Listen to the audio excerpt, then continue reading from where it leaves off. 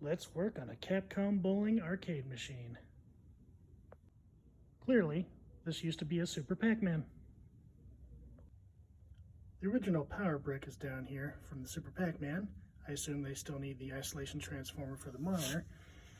The power board was replaced with just a switcher, which is not secured and just kind of sitting there. I don't like that. I definitely don't like this K4900 monitor chassis literally screwed into the wood, which is stupid because the frame is right there and it's the correct one. Why didn't you put it there? PCB looks normal. I really don't like that being there, but it'll work for testing, so let's fire it up and see what happens. It took a couple tries to boot and reset a few times. I think the power might be set a little bit too low, but it did come on. This monitor is extremely dusty, and I'm sure it needs to be rebuilt, but it does work.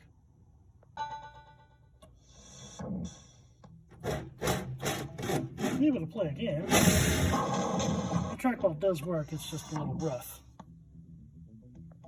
So we have a working game, which is the best starting point to have, but we still have a long ways to go.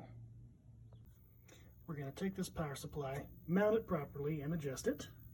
We'll take this chassis out, rebuild it, and put it where it goes, and we'll also cut off that battery and replace it so it can save high scores on the PCB.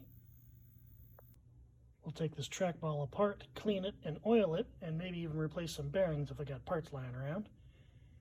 We'll give everything a nice, thorough cleaning, replace the marquee light, new lock on the door, maybe some touch-up paint. One of the wheels in the back is also missing, making it very unstable, so we'll fix that too. Let's remove this poorly mounted chassis and give it a recap. This part was just screwed in with a wood screw, and that part is hanging on by some wire that was tied around all this. Yeah. The power wires are also just kind of twisted together and covered with electrical tape. This is why you should never call anyone else. You should only call me. Found this tag sitting on it. Whoever was servicing this didn't finish the job. Now let's get some new caps in this thing.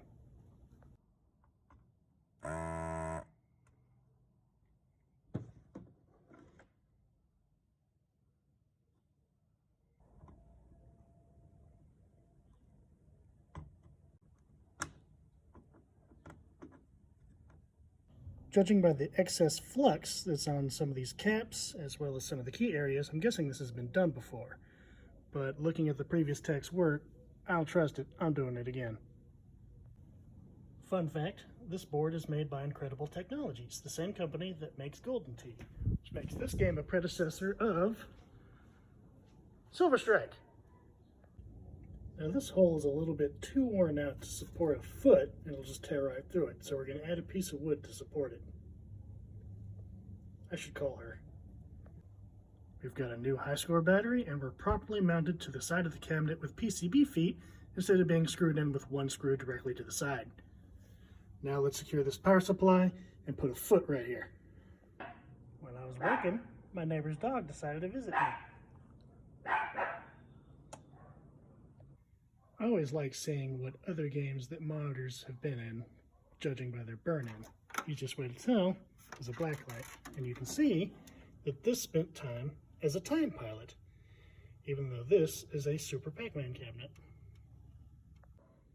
After putting everything back together, we have a fully working, ready-to-go Capcom bowling machine. The only thing really left to do is, I didn't make a back door for it, but it's quitting time, so that's tomorrow me's problem. Follow me to see what I fix next.